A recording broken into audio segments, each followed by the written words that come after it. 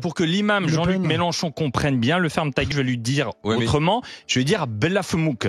J'ai vraiment l'impression que dans ce pays, on confond les Français de confession musulmane avec un punching ball. Qu'il crève. Israël fait le travail de l'humanité ici.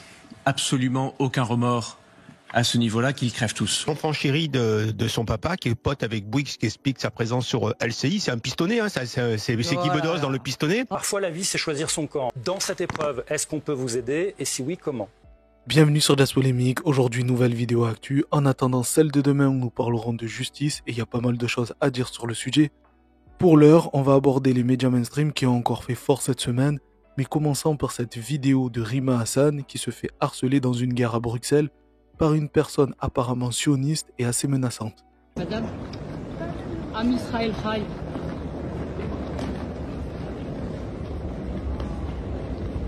Et vous êtes payé par qui? Est-ce que vous avez un petit mot pour les Syriens qui sont en train de crever là pour l'instant? Ça vous dérange de répondre? Et je vous connais pas, madame. Ben nous, on vous connaît, justement à cause de vos propos antisémites.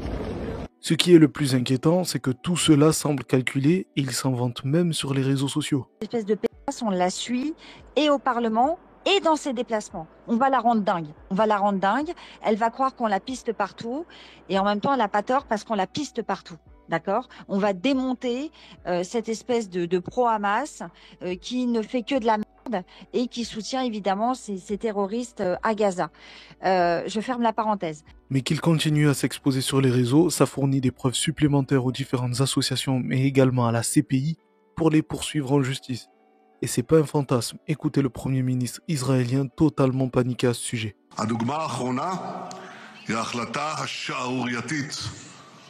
האנטישמית לבית הדין הפלילי בהאג להוציא צווי מעצר נגד מנהיגי ישראל ומתכן בהמשך גם נגד חיילי ישראל שמגינים על המדינה שלנו מפני אויביה. אנחנו אלה שמתגוננים מפני כוחות האופל שמבצעים פשעי מלחמה ודווקא אותנו מאשימים באופן כוזב בפשעים כאלה.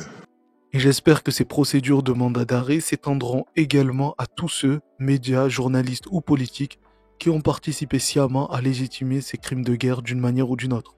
On en a un exemple parfait dans l'actualité récente, la manière dont les médias poussent, depuis quelques semaines, pour imposer Louis Sarkozy, le fils de Nicolas, comme une option politique sérieuse. C'est absurde. Il n'a rien fait dans sa vie, mais les médias répètent qu'un animal politique sommeillerait en lui. Il faut rappeler quand même ses propos d'il y a quelques mois. Oui, laissez-moi répondre à votre dernière question. Je ne suis pas bien évidemment militaire et je n'étais pas né au moment de cet attentat, mais je pense que je parle pour beaucoup de Français quand je dis qu'ils crèvent. Israël fait le travail de l'humanité ici. Absolument aucun remords à ce niveau-là, qu'ils crèvent tous. Pourquoi, et je risque de froisser certains sur ce plateau et outre, j'en assume totalement les conséquences. Pourquoi est-ce que c'est complètement nécessaire de risquer et parfois même de mener vers la mort des civils quand on se bat contre le Hamas et le Hezbollah? Parce que si on n'y va pas, si Israël n'y va pas, nous disons à toutes les organisations terroristes au monde, il y a une solution, vous vous cachez derrière les civils et on ne peut pas toucher. C'est pour ça qu'il faut malheureusement risquer et parfois même engendrer la mort des civils. On ne peut pas tolérer cette technique. Non. Si quelqu'un d'autre avait tenu les mêmes propos concernant un autre peuple, il aurait été définitivement exclu de tous les médias. Mais lui, pas du tout. Non seulement il n'est pas sur liste noire, mais on essaye même de l'imposer.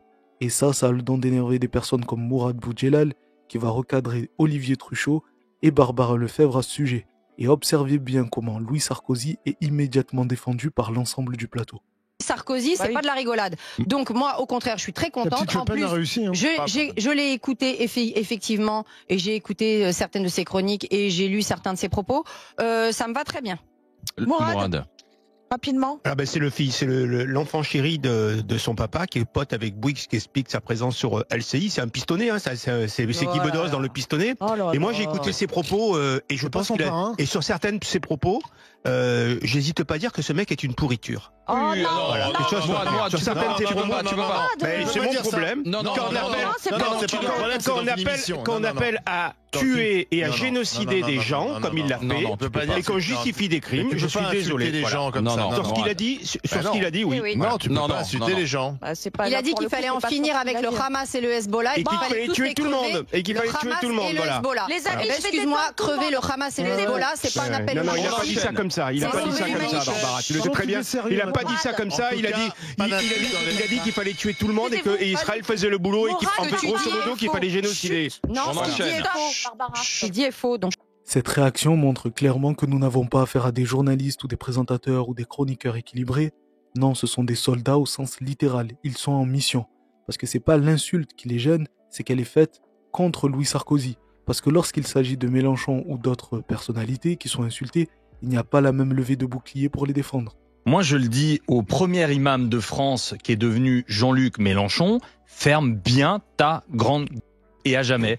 Terre-toi et tais-toi. Donc toi, ça choque pas que Larcher le dise. Ça me choque pas et j'amplifie même ce que Gérard Larcher dit parce que ça montre à quel point ce type excède la France. Pour que l'imam Jean-Luc Mélenchon comprenne bien, le ferme ta gueule, je vais lui dire autrement, je vais dire Bella Femouk. Comme ça, il comprend encore mieux. Prenez Olivier Truchot par exemple. Il n'a pas dit un mot car il a reçu des ordres. Et si demain Mélenchon arrive au pouvoir, il retournera sa veste pour cracher cette fois sur le Rassemblement national par exemple. À contre-cœur, mais il le fera. Et en parlant de soldats dans les médias, la parfaite illustration reste encore Pascal Praud et Cyril Hanouna, les hommes de Bolloré qui pleurent depuis des semaines à cause de la fermeture de C8. Mais Lionel, qui est commercial, voulait prendre la parole et au nom de ce million sans doute de personnes qui ont signé la pétition. Bonjour Lionel. Bonjour Monsieur Praud.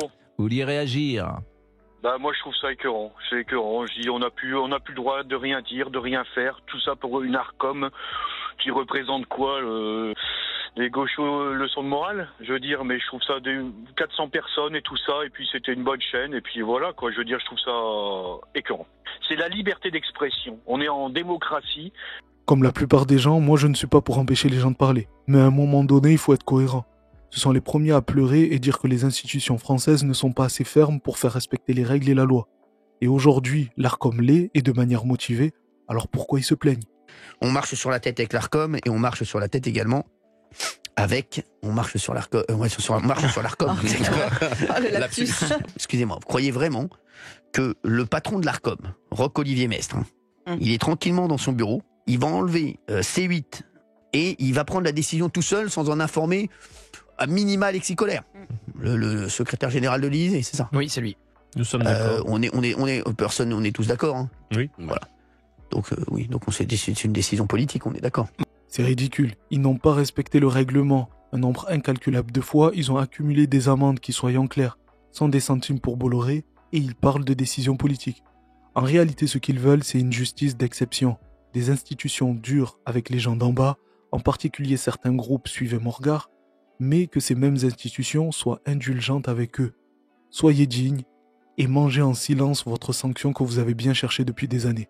Sachez que le 28 février, on arrêtera TPMP. Si, on arrêtera le 28 février TPMP, le temps d'un week-end pour reprendre le 3 mars. On est en train de savoir où, actuellement, sachez-le, travaille avec les grands patrons, voilà, mais je me présenterai pas comme devant vous avec une telle puissance capillaire si je n'avais pas, si je ne travaillais pas tous les jours pour vous, pour nous. On voit bien qu'Hanouna n'est pas tout à fait serein malgré ce qu'il essaye de montrer. Ça fait des mois qu'il annonce que TPMP continuera, sans jamais dire concrètement comment ça se passera. C'est un peu comme lorsqu'il avait promis pendant des mois de détruire complément d'enquête, on attend toujours. Et pour pleurnicher, Hanouna fait appel à des gens comme Fabrice Divisio notamment, qui osent parler de liberté concernant TPMP. Rappelez-vous ce que j'ai pas arrêté de vous dire ici, qu'un gouvernement qui vous emprunte une liberté oublie toujours de vous la rendre. C'est que l'Arcom se veut le gendarme de l'audiovisuel et vient rendre une décision, impartial. Sauf que l'ARCOM n'est pas impartial. Bien sûr. Quand on regarde sa composition, et je ne suis pas le seul à le dire, hein, des juristes et non des moindres, docteurs en droit public, des enseignants, dénoncent en fait la composition aujourd'hui de l'ARCOM, qui est censée être une autorité administrative indépendante, mais dont les membres sont peu ou prou proches ou du gouvernement ou de la gauche, de façon claire, et qui se sont mis en tête de façon claire, hein, soyons sur le plan politique. Je parlais de scandale tout à l'heure, c'est aussi un scandale politique. C'est qu'on a, loin d'une représentation nationale et transpartisane, on a clairement une volonté de se faire le groupe Bolloré. Comment il peut être pris au sérieux Divisio? Concernant l'ARCOM qui a laissé faire pendant des années CNews et C8, eux qui n'invitaient que des personnalités de droite et d'extrême droite. Mais le plus fou, c'est qu'il a l'air de dire que TPMP serait une émission qui dérangerait le pouvoir. Voilà pourquoi l'ARCOM, qui est proche du pouvoir, voudrait la supprimer. C'est possible, mais je le rappelle que c'est TPMP qui était plus royaliste que le roi pendant une certaine pandémie, diffusant et appuyant la propagande gouvernementale à ce moment, au point de le pousser lui à faire une émission dans la rue. Mais il y a moi, si je fais ce métier depuis 20 ans, c'est pas la première épidémie qui traverse Raoult, je le connaissais avant qu'ils viennent me voir. Tous ces gens, je les connais. Moussa Saïdi au Sénégal, je les connais, tous ces gens. Moi, finalement, moi, ce que je refuse, c'est de me soumettre à une dictature, finalement, d'un côté et de l'autre. Mais quelle indignité, autant rester à la maison. Et qu'on ne me parle pas de défendre des idées ou je ne sais quoi. Il aime juste l'exposition médiatique et le chèque qui va avec, ça reste mon avis. Mais il y a une autre personne qui a aussi l'air d'aimer ces deux choses, c'est Thomas Guénolé, sur qui il y a plusieurs rumeurs concernant sa présence dans TPMP, mais aussi dans d'autres médias classés comme identitaires d'extrême droite, comme Valeurs Actuelles. Apparemment, il serait sur la rédaction d'un livre, et je me demande ce qu'il va bien pouvoir y raconter, car il est difficile à cerner le bonhomme. D'un côté, il défend les minorités sur Sud Radio face à Elisabeth Lévy. Pour les gens qui nous écoutent, quand vous insultez les musulmans, parfois sans vous en rendre compte, quand vous les traitez de parasites et de voleurs, quand vous les traitez de sauvages, quand vous les appelez immigrés alors qu'ils sont nés ici, je voudrais que chacun entende bien que ça ne règle aucun problème dans votre vie. Ça ne vous rend ni plus fort, ni plus beau, ni plus intéressant. Ça fait juste de vous quelqu'un de haineux. Et je suis sincèrement triste pour vous que vous soyez tombé là-dedans. C'est un matraquage. En fait, j'ai vraiment l'impression que dans ce pays, on confond les Français de confession musulmane avec un punching ball pour se sentir mieux dans ses pompes en ayant quelqu'un, une espèce de figure générale qu'on peut boxer. Eh bien, je trouve ça humainement lamentable. Et dans le même temps, il participe à TPMP, qui, on va pas se mentir, a comme fond de commerce de taper sur les minorités. Il va dans l'émission pour dénigrer l'ARCOM et va même jusqu'à proposer son aide à Hanouna pour sauver l'émission. Thomas. Je ressens ça avant tout, parce que je fais partie d'une équipe, je ressens ça comme une attaque contre TPMP. Fondamentalement contre TPMP. Et je ne suis pas d'accord. Moi, dont les idées sont notoirement pas nécessairement celles exprimées le plus souvent dans cette émission, je ne suis pas d'accord. Au nom du débat.